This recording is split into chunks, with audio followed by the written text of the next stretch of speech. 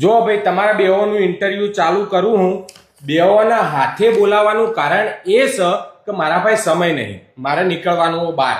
એટલે હવે તમારા બેઓનું ઇન્ટરવ્યુ લઈને હું નક્કી કરો કે મેનેજરની પોસ્ટ માટે કોણ દાવેદાર છે, એ પ્રમાણે તમને નોકરી આપું. બરાબર? તો પહેલો સવાલ કે આપણી કંપનીનું માર્કેટિંગ કઈ રીતે કરીશું? માર્કેટિંગ તો સર અત્યારે એવું છે ને કે ટીવીનું માર્કેટિંગ બિલકુલ કરવાનું થતું નહીં. અત્યારે જમાનો સોશિયલ મીડિયાનો.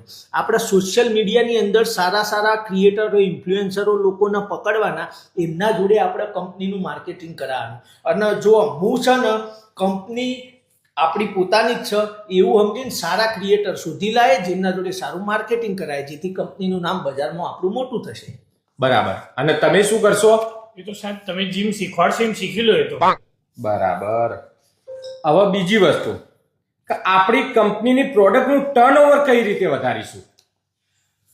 ટર્નઓવર વધારવા માટે સર શું છે કે પહેલાં તો આપણા વર્કર, આપણે થોડા કારીગર વધારવાના.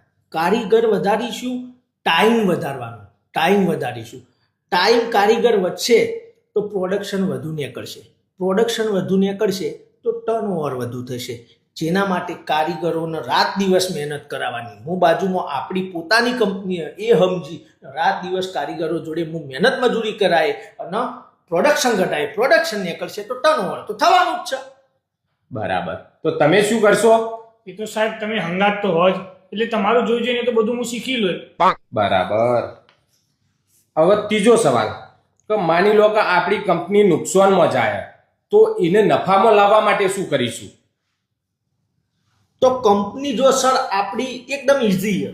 કંપની આપણી નુકસાનમાં જાય, કંપની નુકસાનમાં જાય તો એના માટે આપણે તો પહેલાં દરેક વર્કર, દરેક મેનેજર હોય કે કોઈ બી પોસ્ટ પર કોઈ બી વ્યક્તિ હોય, એ બધા વ્યક્તિઓને પ્રેમ ભાવથી રાખવા, પૂરતો સમય આલવાનો.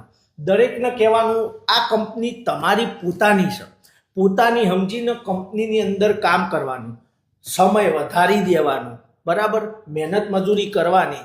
માર્કેટિંગમાં જેનું કામ નથી એને બી એ કામ કરવાનું, જેને બીજું કામ આપ્યું હોય એ કરીને બીજું કામ કરો.